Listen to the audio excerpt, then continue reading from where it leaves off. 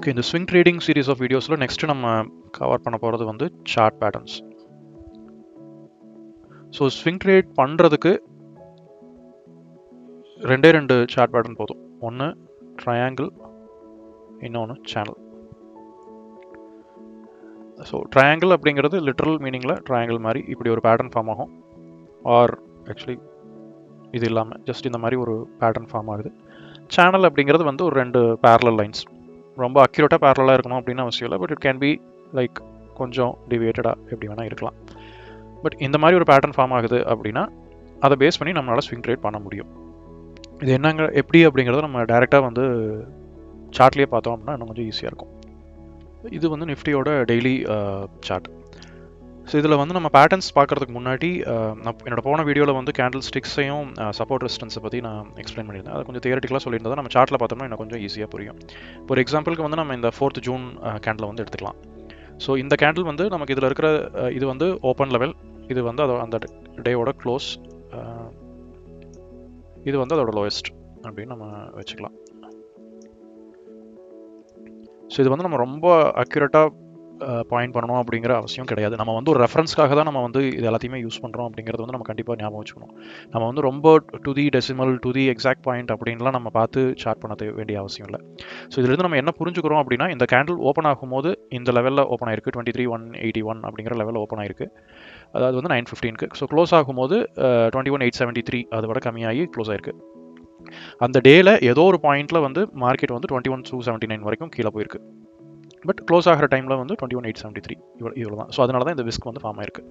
இதுவே வந்து இப்போ இந்த க்ரீன் கேண்டில் எடுக்கிறோம் அப்படின்னா இது வந்து கிட்டத்தட்ட ரொம்ப சின்ன கேண்டில் பாடி தான் அதில் நமக்கு இருக்குது. ஸோ பேசிக்லி இந்த மாதிரி இருக்கிறது வந்து நம்ம எப்படி இதை நம்ம அண்டர்ஸ்டாண்ட் பண்ணிக்கலாம் அப்படின்னா, இந்த மாதிரி வந்து கேண்டிலோட பாடி ரொம்ப சின்னதாக இருந்து விஸ்க் வந்து பெருசாக இருக்குது அப்படின்னா அன்னைக்கு டே வந்து வாலட்டைலாக இருந்திருக்கு அப்படின்னு எடுத்துக்கலாம். இல்லை அப்படின்னா அன்னைக்கு டேல வந்து இன்டெசிசிவாக இருந்திருக்கு அப்படின்னு நம்ம எடுத்துக்கலாம். மீனிங் மார்க்கெட் வந்து எந்த ட்ரெண்டில் மூவ் ஆக போகுது அப்படிங்கிறத வந்து அதுக்கான டெசிஷன் அந்த பர்டிகுலர் கேண்டில்லேருந்து நமக்கு கிடைக்கல அப்படின்னு நம்ம புரிஞ்சுக்கலாம். ஸோ இந்த கேண்டிலுக்குன்னு ஒரு நேம் இருக்குது, அதெல்லாம் நம்ம போக தேவையில்லை. இல்லை நார்மலி நம்ம கேண்டில் ஸ்டிக் பேட்டர்ன் படிக்கணும் அப்படின்னா இதை வந்து ப்ரீவியஸ் கேண்டில்ஸோட சேர்த்து கம்பைன் பண்ணி எல்லாம் படிக்கணும். பட் அதெல்லாம் நமக்கு இப்போதைக்கு நான் சொல்கிற ஸ்ட்ராட்டஜிக்கு வந்து எனக்கு தேவையில்லை. நானும் அதை நான் பார்க்குறதும் இல்லை. ஸோ இது வந்து கேண்டில் ஸ்டிக் பற்றி. அதே மாதிரி நான் சப்போர்ட் ரெசிஸ்டன்ஸ் சொன்னது, ஃபார் இன்ஸ்டன்ஸ் இப்போது இதெல்லாம் வந்து ரெசிஸ்டன்ஸ் பாயிண்ட்ஸ். ஏன்னா இங்கெல்லாம் வந்து மார்க்கெட் நமக்கு வந்து ஹிட் ஆகி திரும்பியிருக்கு. ஸோ இதையெல்லாம் வந்து நம்ம சப்போர்ட் பாயிண்ட்ஸாக வந்து நம்ம ட்ரீட் பண்ணலாம்.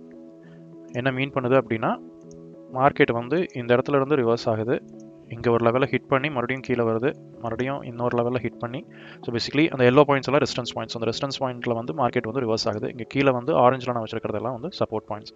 அந்த இடத்துல மார்க்கெட் வந்து ரிவர்ஸ் ஆகுது. ஸோ இவ்வளோ தான். இதை வந்து நம்ம ஒரு ஸ்விங் அப்படின்னு நம்ம சொல்கிறோம். இப்போ இதில் வந்து நம்ம எப்படி வந்து சப்போர்ட் லெவலை வந்து ஐடென்டிஃபை பண்ணுறோம் அப்படின்னா, ஓகே இந்த பர்டிகுலர் ஃப்ரேமை வந்து நம்ம எடுத்துக்கலாம். ஸோ இதுக்கு உள்ள மட்டும் நம்ம பார்க்குறோம் அப்படின்னா, ஸோ இந்த லெவல் இதை வந்து நம்ம ஒரு ரெசிஸ்டன்ஸ் லெவல் அப்படின்னு நம்ம சொல்லலாம். ஏன்னா மார்க்கெட் வந்து 2 தடவை இங்கே ரிவர்ஸ் ஆயிருக்கு. அதே மாதிரி இங்கே கீழே இருக்கிற இந்த லெவலை வந்து நம்ம சப்போர்ட் லெவல் அப்படின்னு நம்ம எடுத்துக்கலாம். ஏன்னா மார்க்கெட் வந்து கிட்டத்தட்ட 1 2 3 4 5 5 தடவை வந்து இந்த லெவலில் வந்து ரிவர்ஸ் ஆயிருக்கு. ஸோ லெட்ஸ் சே இப்போ இன்னைக்கு வந்து 31st of July. சரி, ஃபார் இன்ஸ்டன்ஸ் இன்னிலிருந்து மார்க்கெட் வந்து ஏதோ ஒரு லெவலில் வந்து இப்படி பிரேக் ஆகி கீழே வருது அப்படின்னா, இந்த லெவலை ஹிட் பண்ணும்போது ரிவர்ஸ் ஆகிறதுக்கான சான்சஸ் இருக்குது அப்படின்னு நம்ம வந்து கன்சிடர் பண்ணலாம். அது வந்து one of the probabilities or possibilities. இல்லை அது இந்த லெவலையே பிரேக் பண்ணி கீழே போகுது அப்படின்னா அது இன்னும் ஃபர்தராக ரொம்ப ட்ராப் ஆகும், அதாவது அதோட மொமெண்டம் இன்னும் கெயின் ஆகும் அப்படின்னு நம்ம அண்டர்ஸ்டாண்ட் பண்ணிக்கலாம். இது வந்து ஜஸ்ட் இந்த பர்டிகுலர் லெவலை மட்டும் வச்சு சொல்கிறேன். நான் இன்றைக்கி இருக்கிற மார்க்கெட் கண்டிஷனை வச்சு நான் சொல்லலை. ஸோ இதில் வந்து பேட்டர்ன்ஸ் அப்படின்னு நம்ம என்னென்ன சொன்னோன்னா, நம்ம ட்ரையாங்கிள் பேட்டர்ன், சேனல் பேட்டர்ன் அப்படின்னு வந்து நான் சொன்னேன். ஸோ இப்போ இதில் வந்து நம்ம இப்போ வீக்லிக்கு போனோம் அப்படின்னா நமக்கு இன்னும் கொஞ்சம் பெட்டரான ஒரு வியூ கிடைக்கலாம். ஓகே, ஸோ இப்போ வீக்லி சார்ட்டில் வந்து நான் பார்த்தோம் அப்படின்னா,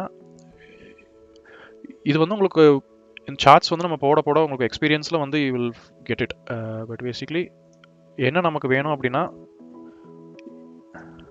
நம்ம இதில் என்ன கண்டுபிடிக்க ட்ரை பண்ணுறோம் அப்படின்னா விச் மேக்ஸ் மோர் சென்ஸ். இப்போ நான் ஃபஸ்ட்டு இங்கே நான் ட்ரா பண்ணதும் வந்து ஒரு ரெசிஸ்டன்ஸ் லெவல் தான். ஸோ நான் வந்து இதை ஓகே நான் இப்படி வச்சுப்போம். ஸோ இதை வந்து நம்ம ஒரு ரெசிஸ்டன்ஸ் லெவலாக ட்ரீட் பண்ண முடியுமா அப்படின்னா முடியும். இப்போ நான் அதுக்கு அடுத்தது இன்னொன்று ட்ரா பண்ணேன் பார்த்தீங்களா, இதை வேணால் நம்ம வேறு கலரில் வச்சுக்குவோம். ஸோ இதை வந்து let's say will put it in orange. So இந்த ரெண்டுக்கும் வந்து என்ன டிஃபரன்ஸ் அப்படின்னா ரெண்டுமே ரெசிஸ்டன்ஸ் பாயிண்ட்ஸ் தான். ஏன் வந்து ரெண்டுமே ரெசிஸ்டன்ஸ் லெவல்ஸ் தான். ஏன் அப்படின்னா இங்கே இந்த ரெண்டு லெவல்லையும் வந்து நமக்கு ரெசிஸ்டன்ஸ் இருந்திருக்கு. இந்த ரெண்டு பாயிண்ட்டுக்கு நடுவில் மார்க்கெட் வந்து அந்த லெவலை பிரேக் பண்ணி மேலே போகவே இல்லை. ஸோ இதை நம்ம வந்து ரெசிஸ்டன்ஸ் லைனாக வந்து ட்ரீட் பண்ண முடியும். அதே மாதிரி இந்த ஆரஞ்ச் லைனும் அதே மாதிரி தான். ஸோ அது வந்து நமக்கு டயக்னலாக இன்னும் கொஞ்சம் டயக்னலாக இருக்குது. பட் நமக்கு வந்து இங்கே என்ன டிஃபரன்ஸ் அப்படின்னா இங்கே எனக்கு வந்து 4 தடவை எனக்கு இந்த லெவலை வந்து அது டெஸ்ட் பண்ணியிருக்கு. ஸோ இந்த ரெண்டு லெவல் நான் எதை வந்து கன்சிடர் பண்ணுவேன் அப்படின்னா இந்த லெவல் தான். இந்த லெவலில் பார்த்தோன்னா நமக்கு 2 தடவை தான் வந்து ஹிட் ஆயிருக்கு.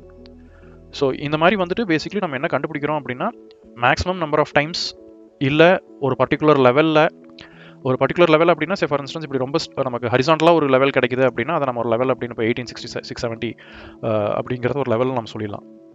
But most of the times நமக்கு அந்த மாதிரி எக்ஸாக்டாக ஒரு ஹரிசாண்டல் லைன் கிடைக்காது. ஸோ இப்போ நான் சொன்ன மாதிரி இந்த மாதிரி ஒரு லெவல் வந்து நமக்கு கிடைக்குது அப்படின்னா நம்ம அதையும் வந்து யூஸ் பண்ண தேவை இருக்கும்.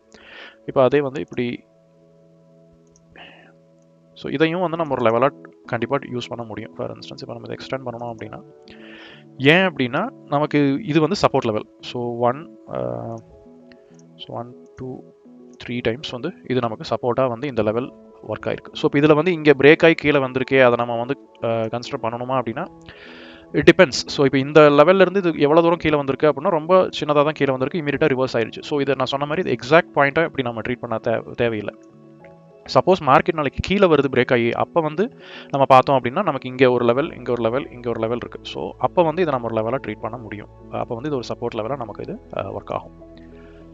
ஸோ இந்த மாதிரி நமக்கு இப்போ ஒரு பேரலல் லைன் மாதிரி நமக்கு ஒரு ஃபார்மேஷன் கிடச்சிருக்குல்ல, இதுதான் வந்து சேனல்.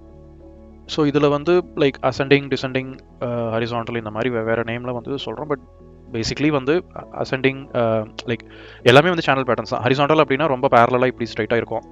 லைக் இப்படி இருக்கிறது வந்து நம்ம ஹரிசாண்டல் அப்படின்னு சொல்கிறோம். இப்படி இருக்கிறது வந்து அசெண்டிங் அப்படின்னு சொல்கிறோம். அதே வந்து இப்படி இருந்தது அப்படின்னா அது வந்து நம்ம டிசெண்டிங்னு சொல்கிறோம். இதெல்லாம் ரொம்ப சிக்னிஃபிகண்ட் கிடையாது. நமக்கு தேவை ஒரு சேனல், அவ்வளோதான். ஸோ நமக்கு சேனல் பேட்டர்ன் வந்து ஃபார்ம் பண்ண முடியும் அப்படின்னா தட்ஸ் மோர் தேன் எனஃப். அடுத்தது நம்ம ட்ரையாங்கிள் வந்து நம்ம பார்க்கலாம். ஸோ இப்போ இதில் வந்து எக்ஸாக்டாக இப்போ நம்ம ஜஸ்ட் ஆன் தி சார்ட்டே வந்து நமக்கு ஒரு நல்ல ட்ரையாங்கிள் பேட்டர்ன் வந்து இருக்குது. எது அப்படின்னா இது.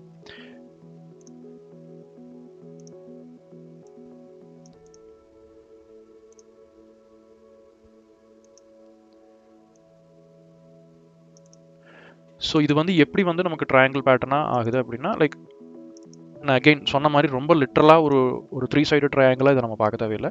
இங்கே வந்து இது கன்வர்ஜ் ஆகணும். Basically yes it will converge at some point. But ஒரு சேனலுக்கும் ஒரு ட்ரையாங்கிளுக்கும் என்ன பெரிய டிஃப்ரென்ஸாக நான் பார்ப்பேன் அப்படின்னா இப்போ ஒரு சேனல் வந்து நம்ம இப்படி போடுறோம் அப்படின்னா நம்ம சார்ட் பேட்டர்ன் வந்து சம்வேர் இட்ஸ் ஹியர் இதுக்குள்ளே இருந்துகிட்ருக்கு. இந்த லைன்ஸை வந்து நம்ம எக்ஸ்டெண்ட் பண்ணி கொண்டு போனோம்னா அட் சம் பாயிண்ட் இது வந்து மீட் பண்ண தான் போகுது. பட் அவ்வளோ தூரத்துக்கு இதை நம்ம ஃபாலோ பண்ணிட்டு இருக்க மாட்டோம். ஸோ ட்ரையாங்கிள் அப்படிங்கிறது வந்து இந்த மாதிரி ரொம்ப க்ளோஸ் ஜங்ஷரில் இட் ஷுட் க்ளோஸ். இதுலேருந்து நம்ம என்ன வந்து பார்க்குறோம் அப்படின்னா ஸோ இந்த மாதிரி ஒரு ஃபார்மேஷன் ட்ரையாங்கிள் ஃபார்மேஷன் இருந்துட்டு இருக்கு அப்படின்னா இட் மீன்ஸ் அந்த பர்டிகுலர் ரேஞ்ச்குள்ளே ஸ்டாக் வந்து மூவ் ஆகிட்டே ப்ரைஸ் மூவ்மெண்ட் வந்து இருந்துகிட்டே இருக்குது. அது எந்த சைட் பிரேக் ஆகுதோ அங்கிருந்து இட் வில் மூவ் ஃபர்தர். இப்போ இங்கே வந்து நமக்கு அப் சைடில் பிரேக் ஆயிருக்கு, ஸோ அது மேலே போயிருக்கு. இதுவே வந்து இங்கே கீழே பிரேக் ஆயிருந்தது அப்படின்னா நம்ம கீழே வரும் அப்படின்னு நம்ம வந்து இதை அண்டர்ஸ்டாண்ட் பண்ணிக்குவோம். அகெயின் ட்ரையாங்கிள்லையும் வந்து 2-3 நேம்ஸ் இருக்குது. சிமெட்ரிக்கல் அசெண்டிங் டிசெண்டிங் அப்படின்னு. இப்போ இது வந்து ஒரு டிசெண்டிங் ட்ரையாங்கிள். இதுவே வந்து இப்படி ஒரு ட்ரையாங்கிள் ஃபார்ம் ஆகுது அப்படின்னா அதை வந்து நம்ம சிமெட்ரிக்கல் ட்ரையாங்கிள் அப்படின்னு சொல்லுவோம். இதே வந்து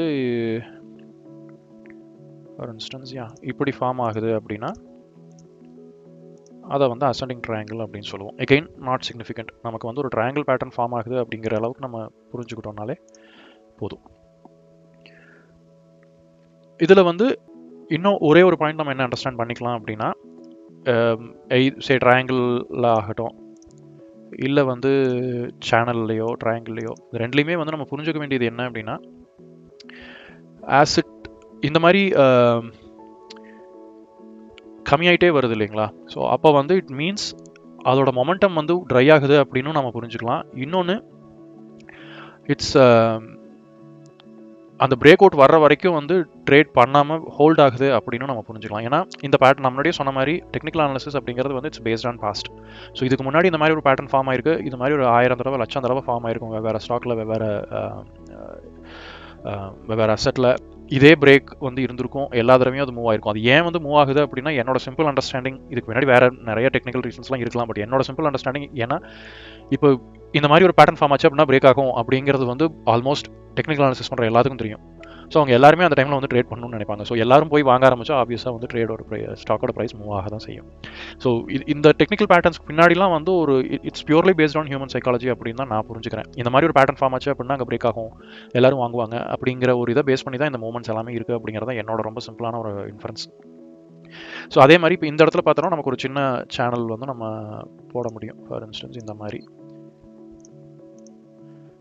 சேம் பிரின்சிபல். ஸோ சேனலில் இருக்கிற இன்னொரு ஒரு சின்ன அட்வான்டேஜ் நமக்கு என்ன அப்படின்னா, ஒரு சேனல் பேட்டர்ன் ஃபார்ம் ஆகிட்டு இருக்கு அப்படின்னா அது வந்து இதுக்குள்ளே ஸ்விங் ஆகிட்டே இருக்கும் அப்படிங்கிறது. அது பிரேக் ஆகிற வரைக்கும் இந்த மாதிரி அந்த சேனலோட டாப் அண்ட் பாட்டம்க்கு வந்து அது போயிட்டு வந்துட்டு இருக்கும் அப்படிங்கிறது வந்து it's kind of a given.